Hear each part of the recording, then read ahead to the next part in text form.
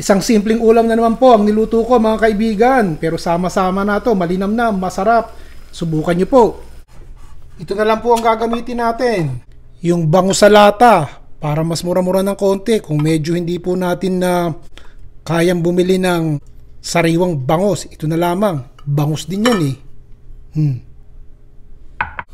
Mantika. 4 na kutsara ng mantika. Hindi, 3 lang. Maglalagay lang po ako ng konting-konting luya, pampawala ng lansa. Kasi minsan, pag nagluluto ng isda, may konting lansa eh. Kaya yan, ilang piraso lang po ng luya. Bawang, at saka konting sibuyas. Siyempre, magigisa muna tayo ha. Ang bango. Isama na po natin tong kamatis. Maliliit kasi yung kamatis na nabili ko sa palengke, kaya ito po 2 yata ito, 3 piraso, maliliit lamang kasi eh. Tagalan nyo po yung pagluluto nitong ating bawang, sibuyas, kamatis at luya para talagang malanta. Kasi dire-diretso na to. Ilalagay ko na po itong ating tause. Hugasan nyo ng malamig na tubig. Yung iba po nililigis talaga yung tause para sumama yung alat. So yan, maalat po yan ha. Ilalagay ko na po itong ating isang maliit na ampalaya. Binabad ko lang sandali sa tubig, pero wala pong mga asin-asin o kalakalamansi.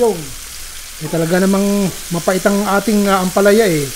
Huwag po natin i-overcook ha. Wala nang kikibo. Maglalagay po ako ng isang latang maliit ng kabute. Ampalaya at kabute. Gusto niyo po bang may sabaw? Maglagay po tayo ng siguro 1 tasang tubig lamang. Tsaka ako na po ilalagay itong ating bangus sa lata. 3 piraso, tinikman ko, hindi na masama. Pwede nang pamalit-palit. Huwag nyo na pong liligisin ha. Nakita nyo, ginaganyan ko lang konti ng kutsara para lang magka-biyak-biyak ng katitik. Pero hindi ko na po siya liligisin. May konti pang lasa itong yan. Hindi naman pala malansa eh.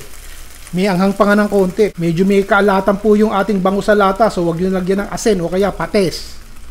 O bago nyo hanguin, lagyan nyo po ng malunggay kung meron kayo. Inuutay-utay ko yung malunggay dito habang may malunggay po ako sa refrigerator. Eh ilalagay ko sa mga ulam. Magsasawa kayo ngayon sa malunggay. O ganun lang. Patayin na po natin yung apoy at magsaing na po kayo. Ako po'y nagagalak kapag binabasa ko yung mga sinusulat nyo dito sa ating comment section sa baba. So patuloy po kayong maglagay nun at ako naman ay patuloy na magluluto sa inyo nitong mga simpleng lutong ulam na ganire. Mura na pero sama-sama na yung gulay at saka yung bangus. May sabaw pa ng konti basta mainit at merong mainit na kanin. Tapos po ang usapan. Alam nyo, natutuwa po ako pag binabasa ko yung mga isinusulat nyo dito sa baba. Pagkatapos po ako magluto ng ulam at naibahagi ko sa inyo. Sana po'y patuloy nyo gawin yun. Yun lang po ang nagpapaligaya sa akin at nagtutulak sa akin na magluto pa, umisip pa ng mga madadaling lutuin, mga rikadong mura na at madaling hanapin. Okay po ba? O sa susunod, ganun din ang gagawin natin. Mga ulam na mabilis lutuin para hindi kayo nanghuhula sa kusina. Ayos? Si Ron Bilaro po.